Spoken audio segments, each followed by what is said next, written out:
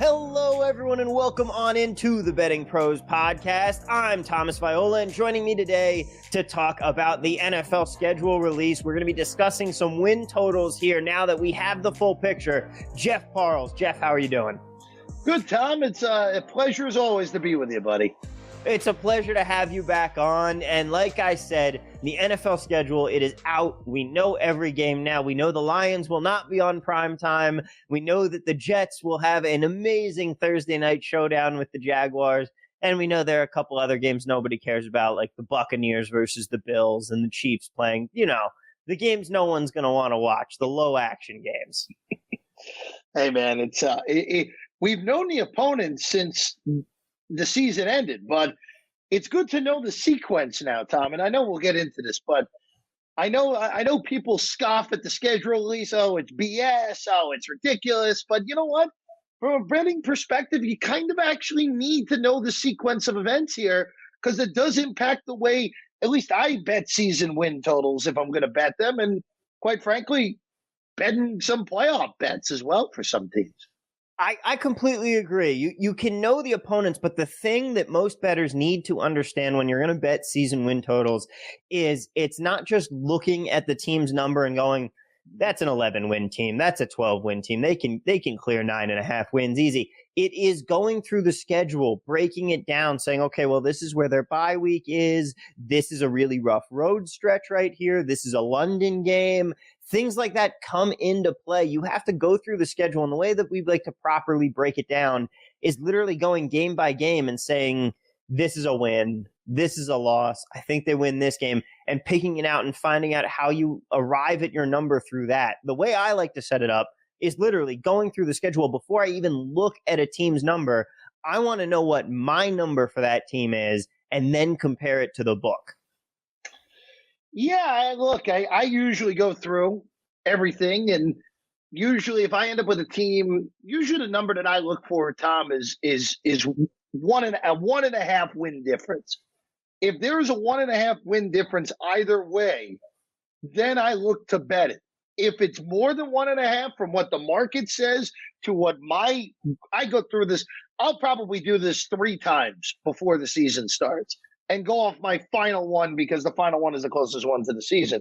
And I know those win totals change, but injuries happen. And the last thing I want is to have a horrible position on a team where, let's say, like, again, I'm not betting this, but let's say hypothetically you want the Chiefs over this year. And we'll get to them in a second. Patrick Mahomes gets hurt. With the way that schedule is, the Chiefs may win 5 games, but if Mahomes is there, Mahomes is probably worth 4 or 5 wins. And I know the Chiefs' schedule is horrendous in the way of the difficulty there, Tom. So I would be looking up. I would just be going through the whole thing, trying to find at least a 1.5 difference from what you think to the book. If you get 2.5, great, go ahead. I usually – the biggest advantage I can remember was the Lions back in 2019. They were 6.5 plus money under. I had them winning 3. And that was like a quadruple bet for me. And the Detroit Lions in 2019, Tom, were not good. They were not good. They were 3-12-1. So, again, I didn't have them with a tie, but it was an easy under. It was as easy of an under as you're going to have all year. So I think that's just what you do. You go through the whole thing. You go through all the games. If you're a first instinct guy and go with that, fine, whatever. I'll do one in about a week. I'm going to let the dust settle here and go from there. Like a week from when we're recording this, I'll have my first version of this. And then by, I want to say, the end of the second week of the preseason, because a lot of the teams won't play their guys in that third preseason game now, I'll be looking to do the second and final one. And then if I inevitably get bored in the summer when it's only baseball, I'll probably throw one of those other ones and see how it changes through the offseason. But I very rarely change more than like a win or 2 across the board. If I accidentally have like a team going like 0-17, like no team's going 0-17 in this age in the NFL. Like it's not going to happen. No one's probably going 17-0 either for that regard. So like, let's say hypothetically and I don't have them with this just on the early look at it, like hypothetically, let's say I had the Lions going 0-17. Like I would go back and change 2 games and make sure you get them 2 wins. Like no teams. If the Texans last year were able to win multiple games, Anyone can do it. Teams are not going in this new age with the extra game, and teams like not officially taking weeks off, but we saw it last year. We saw as soon as Mike White beat the Bengals on Halloween, everything went nuts. Like there were a ton of upsets. So you're gonna. I think that's your more common day NFL at this point. You're gonna have teams that with the extra game, like, oh, this team sucks. We don't need our A game. Why don't we just take it a little bit easier? We'll still win. And then all of a sudden, the Texans are beating the Chargers and the Titans on the road. The Mike White's throwing for 400 yards against a team that inevitably makes the Super Bowl. You're going to get some wild stuff this year, Tom. So it's a little bit harder than in the past. But it's the NFL, man. If you have a 1.5, 2-win advantage based off of what you think, and again, it's hard to find that. You still go with it, even with the day and age of a little more wonky results once you hit midseason. Yeah, the NFL these days is just, the parity is so strong, even with, yes, there's obviously a huge gap between the Jaguars and the Chiefs. But of course. Any team can still go out on any week and beat any other team. It truly is the any given Sunday sport. These are all professionals. The variance is so great. That being said, win totals can be a good way to make a nice little future investment off that. And we've already talked about how you're going to go about breaking the schedule down. We'll get into a couple specific teams here. This is just some preliminary looks. Obviously, in your case, you're thinking the best time to bet these is going to be right before the season starts, when you have a good picture of what the market is looking like and what these teams are going to look like. You know what the preseason injuries are going to be like. Yeah. Tom, that's the way I do it. Everyone has their own rhyme or reason. If someone thinks they have an advantage, let's just start. I know we're going to bring up the Jets. Why don't we stay there, Tom? Yeah, let's get into them. Because the Jet win total's 5.5 at most places with heavy juice on the over. And inevitably, I think they will hit a 6. So, there are some teams where if you want the over, or if you want to basically beat the market to the punch and then come back on a plus number or a better number, or hell, if it gets 6.5, find an alt 6.5, alt 7, bet it under, try to get the Jets to land 6 or 7 wins. I don't have a problem with that. And there are some other teams, like if you didn't bet the Eagles to go over their win total, you're already betting into a market that's not as good if you like that over right now. That was 8.5 the whole time. It's now 9.5 this morning on DraftKings, and the juice is on the over, which I actually think is correct. I think the Eagles are probably a 10-win team this year if they were able to get close to that last year with a team that I didn't think was any good. But there are plenty of ways to bet this, Tom, and I just go my way and find your style, find your correct style, and also, again, shop around. That's the biggest thing is everything, Tom. Just shop around. Make sure you get the best number on things. And the best way that you can shop around and get that best number, head on over to bettingpros.com. I see what I did there. Yes, you have to have the plug in there. Seriously, while prepping this show, the first place I went was right to our own website, because they have not just odds to win division, Super Bowl, all of that for every NFL team. They've got the win totals, and they've got them all broken out. You can see at every shop. That's how I know. Like you said, the Jets are going to get to 6. They're already at 6 at Bet Rivers right now. I think the market is going to go in that direction. You're right. They're still 5.5 juiced at DraftKings. I see them going into the 6, but let's get into the Jets. They're the first team I have up on my notes. I'll tell you, looking at the schedule, those first 9 games are brutal. You start off playing the entire AFC North. That's the first 4 games. And then you have a week 10 bye. I think that they're only going to have about 3 wins heading into that bye. I think the Steelers are beatable. I think the Browns are beatable. And I think the Dolphins are beatable. But you look at the rest of that schedule, and it is ugly, Jeff. And it doesn't get a whole lot better on the other side. You have week 12 versus the Bears. That's got potential, depending on how the Bears start the season out. A lot of unknowns there, new coaching staff, obviously second-year quarterback in Justin Fields. Then you've got week 15 in Detroit versus Detroit, week 16 versus Jacksonville. That's a big back-to-back right there. And week 17 at Seattle. They've got a long week there after the Jags game Thursday night, but I don't think that they can string 3 wins together in that stretch like that, which tells me that they're probably going to go under that 6. I'm kind of I'm fading our own team here. I will probably, if I can get a 5.5 that's a little better than minus 140 juice, I'll probably still go over. Mm-hmm. They're vastly improved from what they were a year ago. And look, you're starting, Tom, it's been the interminable rebuild at this point. It just has been. Yeah. But they are much better. Like, they are much better than they were a year ago. And look, Tom, an absurd blown lead at the end against Tampa, where if Wilson doesn't do the ridiculous hold the ball for no reason, do the QB sneak on 4th and 2.5, the Jets probably win that game. They had opportunities to beat Carolina. They had opportunities to beat Atlanta. Like, again, I'm mentioning 2 crappy teams in there, but look, I expect them to be better, and 5.5 is a very low total. Like, you're expecting them to be a bottom 5 team, basically, if they go under that. I don't think they're a bottom 5 team. I think they're probably closer to being the bottom 10, bottom 12. But look, Tom, the schedule, and this was the sequencing. We knew going in the Jets' schedule was going to look pretty brutal. The sequencing sucks for them. They played all the AFC North, which may be the most competitive division in the NFL. I know the AFC West still exists, but the AFC North could be very competitive because those teams are all, to me, closely bunched together where you could have everyone ending up 9-8, 10-7. Not as sparkly of records as I think the teams out west will be, but it will be a very competitive division, and Jets play all 4 of those teams right away.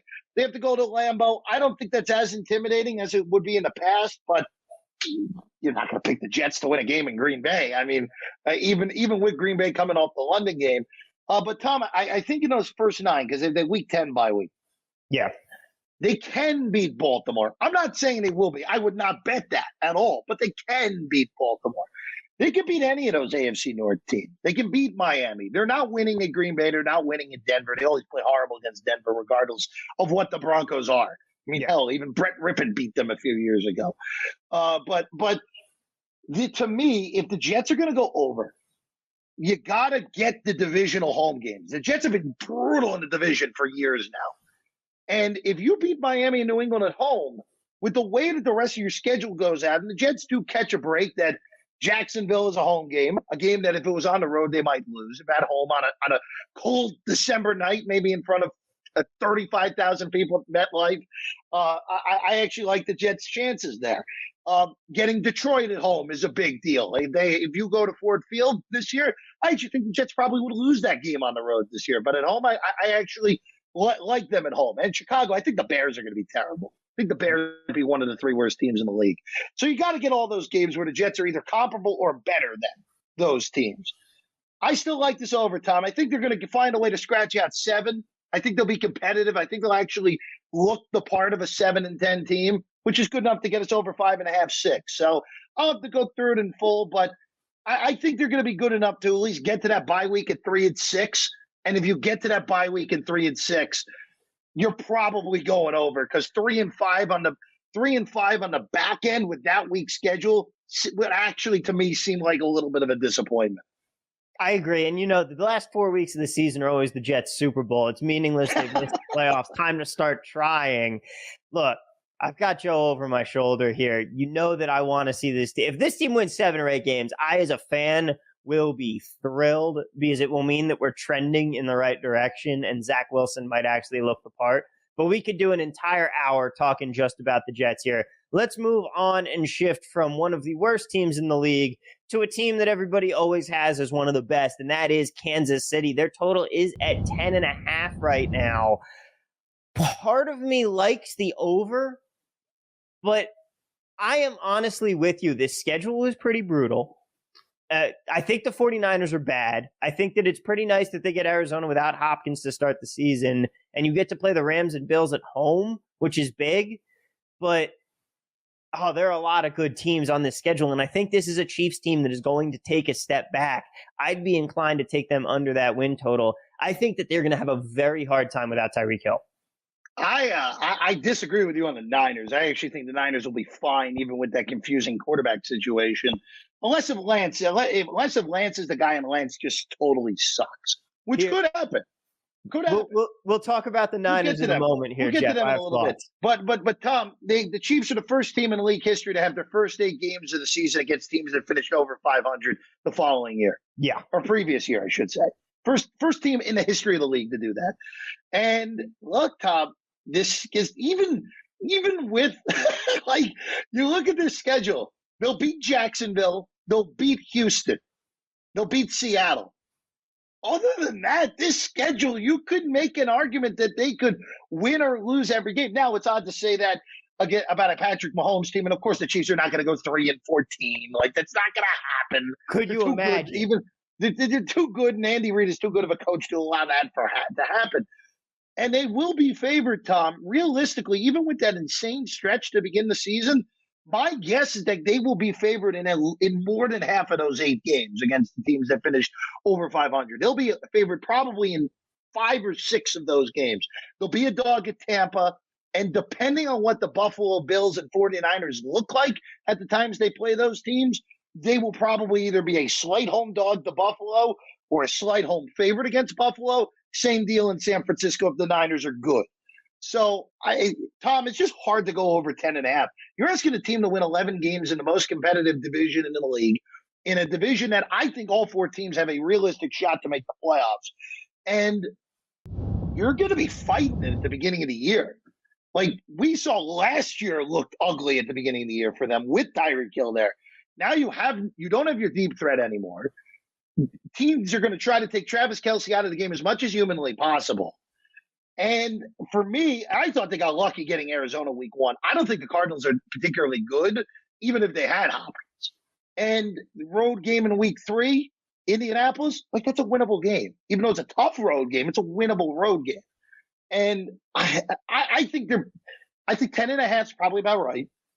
I would only lean to the under because it's hard to go over 10.5 with that type of schedule, but it will be no bet for me. I like the Chargers to win that division. I really do. And if the Chargers win week 2 in that first Amazon game, then I think it's a whole different mix. But again, Chargers had the freaking division on their rocket last year and managed to blow that game and somehow miss the playoffs. So again, it's still Kansas City's division to lose. And look, when you have all these teams that are really good and they beat the crap out of each other, who knows? Maybe we get something weird and the AFC West, the whole division ends at 10-7 or something like that. Entirely possible. I think that this is going to be an absolutely wild ride in the division, which everybody thinks. But I have a hard time. I have a hard time taking the over. I'm with you. The good news is I think the public is going to take the over. I think if we wait long enough, we can see this to get up to 11, maybe 11.5 if we really believe. And then you could take an under because let's face it, Travis Kelce's not getting any younger. Juju Smith-Schuster's there now, but that's still not – he and Marquez Valdes-Scantling are not replacements for Tyreek Hill. This offense is going to have a harder time than it's used to. I think things could be very surprising for us on the Chiefs front. I'm with you. If I can get them a little higher, I'd like to take the under there. Guys, I want to talk to you for a minute about Sleeper. It's the fastest growing fantasy platform today with millions of players, and it's a game-changing product unlike anything else in the industry. And now, you could win on Sleeper by playing their new over-under game. It's super simple. First, in any sport, choose 2 or more players that you like and pick the over-under. For example, number of points in a basketball game, or hits in a baseball game. Then choose the amount of money you want to enter into the contest. If you pick correctly, you could win anywhere from 2 to over 20 times the amount of money you put in. The main reason I'm excited about Over Under on Sleeper is that it's the only app where I can join my buddies' contests and play together. It's got a built-in group chat where I can talk trash and copy my friends' picks with the tap of a button. It's insanely easy and fun to ride it out together. So stop what you're doing and download Sleeper now to play their new Over Under game. Have fun with your friends and make some money.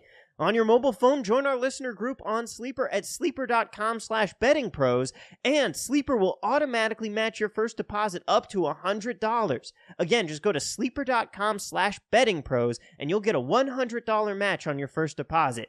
Might I suggest using that deposit on my pick of the weekend, Devin Booker over 27.5 points. Terms and conditions apply. See Sleeper's terms of use for details.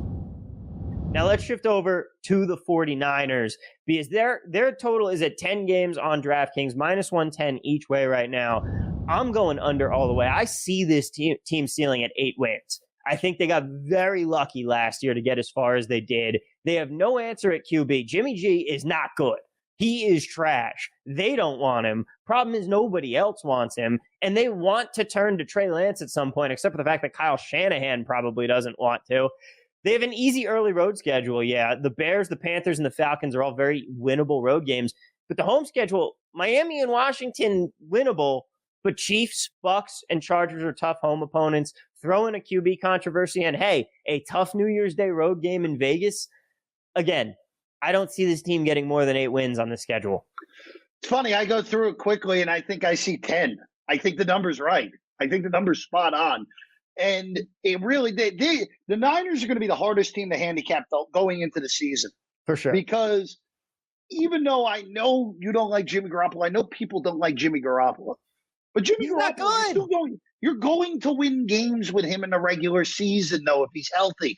That's always been what he's been with Shanahan in San Francisco. When Garoppolo's been healthy, they've won. Now, has it looked pretty? No. Sometimes it has. Most of the time it hasn't. But he wins games when Kyle Shanahan is his head coach. Now, the big question is there's a reason that Garoppolo is still on this roster. And I think it's more than, they haven't gotten the proper offer that they wanted for him. I don't think they buy Trey Lance still. I don't think they think he's ready.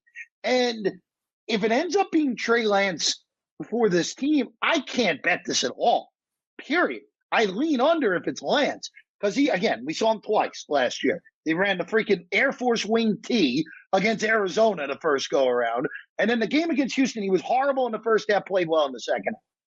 And I don't know. I don't see, again, could he end up being really good? Of course. You take a guy like that at number 3 because of the high ceiling. The problem is the floor is low with him, as we kind of saw in those 2 starts.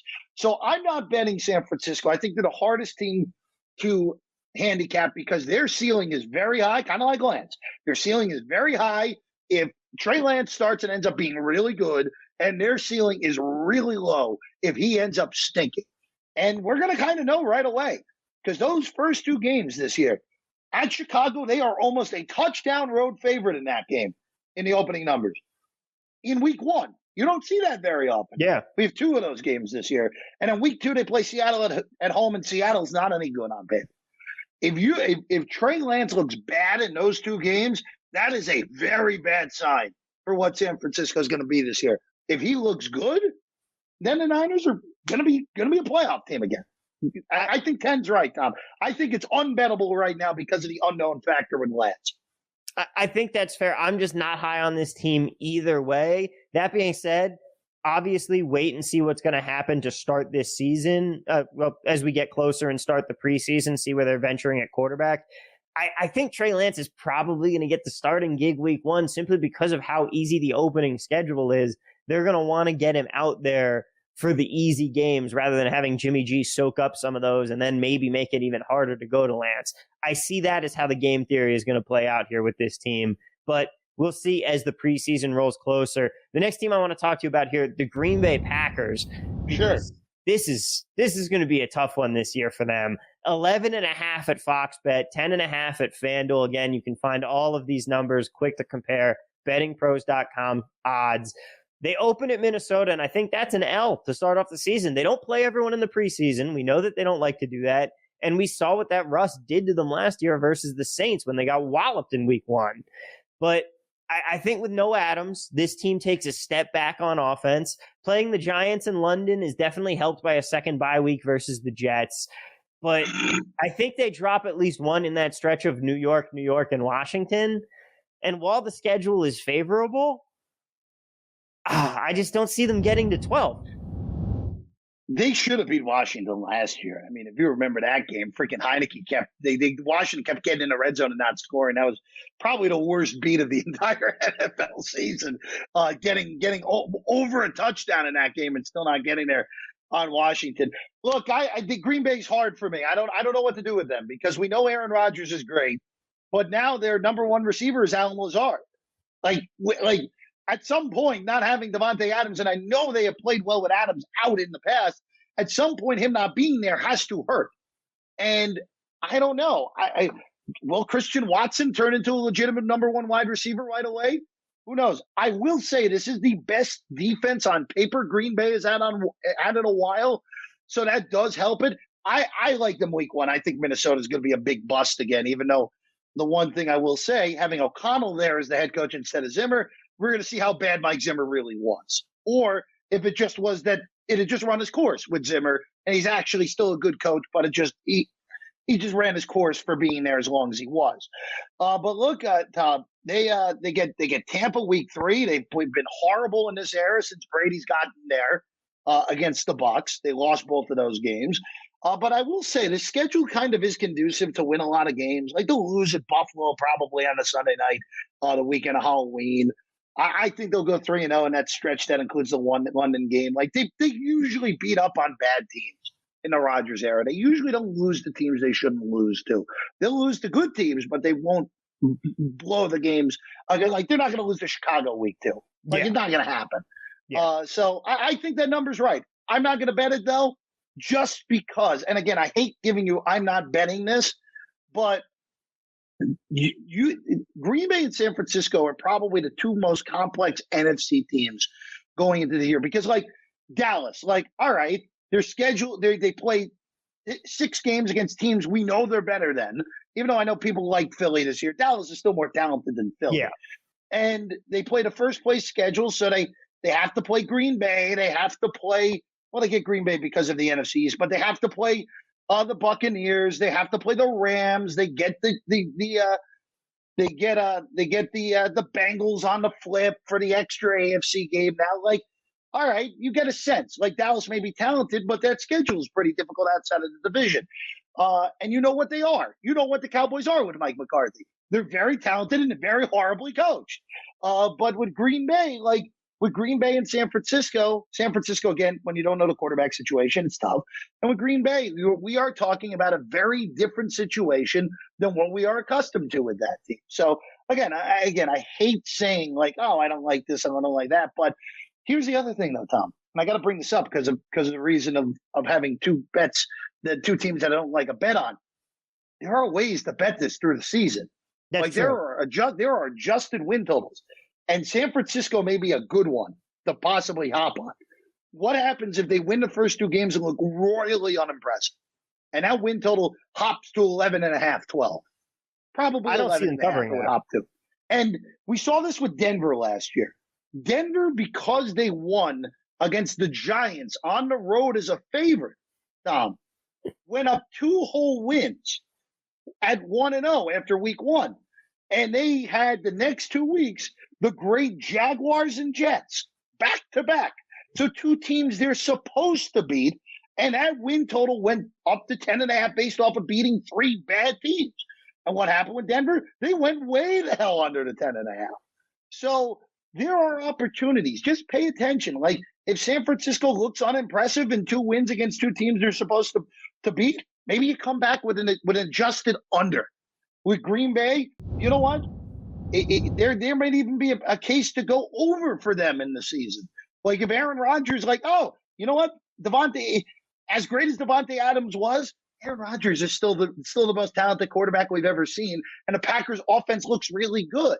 So, like, there are ways to bet this, and same with our Jets.